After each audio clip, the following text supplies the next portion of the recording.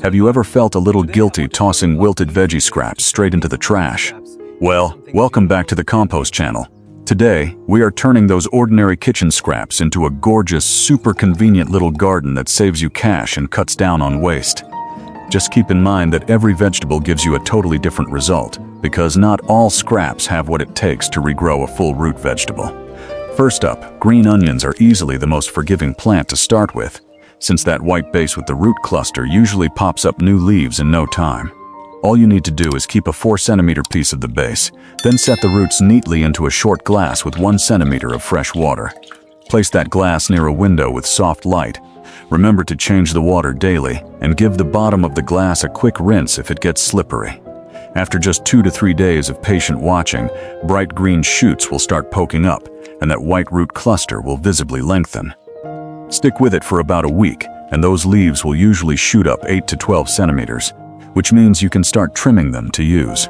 Once the plant has been growing for 10 to 14 days, it's a great idea to move the base into a 15-centimeter deep pot of soil so it lasts much longer. Every time you harvest, remember to cut about 3 centimeters above the base, and make sure you don't submerge the entire white stem in water. Next up is celery, which can make a spectacular comeback right from its sturdy base, giving you super fragrant baby leaves for seasoning. Leave a base about 5 centimeters tall, then place it cut side up in a small bowl filled with 2 centimeters of water. Set that bowl in a bright spot with gentle light, make sure to change the water every day, and peel off any outer stalks that turn soft or discolored. It's amazing how, after just 3 to 5 days of care, that tiny cluster of new leaves right in the center will start slowly opening up into a fresh green. By the second week, brand new white roots will start sprouting from the bottom, while those young leaf stalks begin reaching straight up. Sometime between week 2 and week 3, go ahead and plant the base in loose soil, leaving only that central leaf cluster exposed. After 5 to 8 weeks of care, you can gently trim the outer stalks first, but don't expect a giant bunch like the ones at the grocery store. Romaine lettuce is another fantastic choice for super quick leaf sprouts, making it perfect for a small windowsill right in your kitchen. Just save a base about 4 centimeters high, then set it in a shallow dish with about 1 centimeter of fresh water. Next, place the dish in a spot with indirect light, change the water daily, and make sure the base isn't submerged too deep. In just 3 to 4 short days, those tiny leaf sprouts right in the center will start opening up and showing off a brighter green color. Over the next 7 to 10 days, the cluster of young leaves usually reaches 5 to 8 centimeters tall, which is plenty for garnishing your meals. You can definitely transfer it to soil once you see new roots, though it usually won't regrow into that giant original head of lettuce. Harvest after 10 to 14 days or discard the base immediately if you notice it getting slimy, smelling sour, or developing brown spots. Similarly, bok choy regrows wonderfully from its bottom base, producing a crisp, beautiful cluster of baby leaves right in a small pot. Go ahead and cut the base so it's about 5 centimeters tall, then gently place it in a shallow bowl so the water only covers the bottom centimeter. Put the bowl in a bright, cool spot, change the water every day, and remember to give the bowl a gentle turn so the leaves grow nice and even. About 3 to 5 days later, fresh green shoots will emerge right from the center, while the outer stalks might gradually yellow. Wait another 7 to 10 days and that white root cluster underneath will usually lengthen while the young leaves start fanning out nicely. Once you see the root cluster reach about 2 centimeters, transfer the plant into a 15-centimeter deep pot with moderately moist soil. About 3 to 4 weeks later, you can trim off the outer leaves to use. Just be careful not to splash water over the cut stalks. That cabbage core you might usually throw away can actually produce a ton of wonderful baby leaves for your family's stir-fries. It's super simple. Keep a 5-centimeter piece of the core, then set it cut side up in a dish with 1 centimeter of fresh water. Place the dish near a bright window. Be diligent about changing the water daily, and give the dish a good scrub when the weather gets warm. After 4 to 7 days, tiny leaf shoots will sprout all at once around the center or along the edges of the active core. Give it about 2 weeks and those young leaves will start expanding. Even if the old core darkens a bit, it will still stay nice and firm. Once you see clear new roots growing, plant the core in a 20-centimeter wide pot and pack loose soil around the base. After 3 to 5 weeks, you'll have plenty of leaves to harvest gradually, but be sure to throw the core out if it gets mushy or starts to smell bad. Here is a funny little truth. Carrot tops won't regrow a brand new carrot, but they do produce super fragrant greens great for garnishing or making sauces. You just need to keep a 2 centimeter thick slice of the top, then place it cut side down in a dish with about ½ centimeter of water. Set the dish in a cool, bright spot, change the water daily, and keep just the bottom moist so the root piece doesn't go soft. After 3 to 5 days of care, tiny green shoots will start sprouting from between the old stems and gradually stand up straight. Wait about 10 to 14 days, and that green canopy can reach up to 8 centimeters, branching out into something really pretty.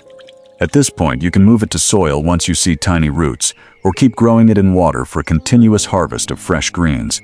Be sure to give the leaves a good rinse before using them, and always keep in mind that the old root top will never grow a new carrot.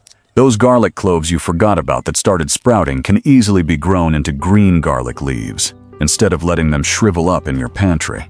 Pick out firm, mold-free cloves and get a 15 centimeter deep pot filled with really well-draining soil ready. Place the clove bottom side down with the pointed tip facing up, then lightly cover it with soil so the tip sits about 2 centimeters deep. At this stage, water it just enough to keep it moist, and set the pot where it gets at least 4 hours of direct sunlight a day. In about 5 to 10 days, green sprouts will shoot up through the soft soil and stand up straight in a really satisfying way. After 2 to 3 weeks, the leaves will reach 15 centimeters high, giving you plenty to snip off and use just like green onions.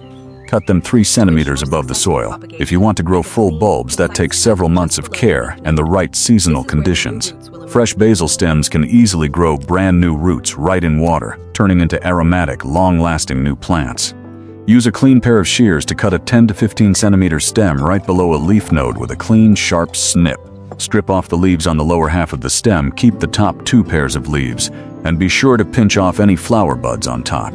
Place the stem in a glass with about 5 centimeters of water and remember to change it out with fresh water every 2 to 3 days.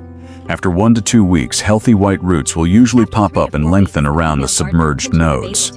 When the root cluster is 2 to 3 centimeters long, plant the stem right away into a 15 centimeter pot with cool, moist soil.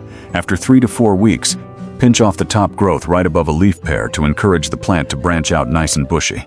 An old ginger root with sprouting eyes is a scrap well worth keeping, as the new rhizomes thrive incredibly well in a warm pot of soil. Choose a firm, 5 centimeter piece of ginger with at least 2 healthy sprouting eyes and no signs of mold or damage. If you just cut it, let the cut surface dry out for a day, then get a plant pot about 30 centimeters wide ready to go. Lay the ginger piece horizontally with the eyes pointing up, cover it with a 3 to 5 centimeter layer of loose soil, and water lightly to keep it moist. Keep the pot between 25 and 28 degrees in a spot with soft filtered light, keeping the soil consistently, moderately moist. After 3 to 8 weeks, new green shoots will start poking up, depending on how fresh the seed piece is and your room temperature. You can dig up young ginger after about 6 months, but if you want mature, flavorful roots, wait 8 to 10 months and avoid overwatering. An old sweet potato that is starting to sprout can create gorgeous new vines, offering both edible young shoots and great slips for planting. Pick a firm, mold-free potato, cut it in half, and use 3 toothpicks to suspend it balanced over the mouth of a tall glass. Let the bottom 2 centimeters of the potato sit submerged in water, leaving most of the tuber resting above the waterline. Place the glass in a warm, bright spot, change the water every 2 to 3 days, and give it a good rinse if a slimy layer forms. After 2 to 4 weeks, a mass of white roots will sprout underwater, while the nodes start pushing out plenty of new shoots. Around 4 to 8 weeks in, those young shoots can reach 15 centimeters long and start unfurling a few lovely green leaves. Snap off the shoots, root them in water, and plant them in soil. After 4 to 6 weeks, you can start lightly trimming the greens to cook with. With just a little clean water, proper light, and a bit of patience, these 10 scraps can make a surprisingly strong comeback. Go ahead and start with whatever you have on hand. Observe them daily, and remember to toss anything that turns soft, moldy, or smelly. Out of today's 10 methods, which vegetable scrap are you excited to try reviving first right in your own kitchen corner? Don't forget to hit like, ring the notification bell, subscribe to the Compost channel, and share this video so more people can reduce kitchen waste in the most practical way. Thank you so much for watching. I hope your mini garden stays forever green, and I'll see you in the next videos.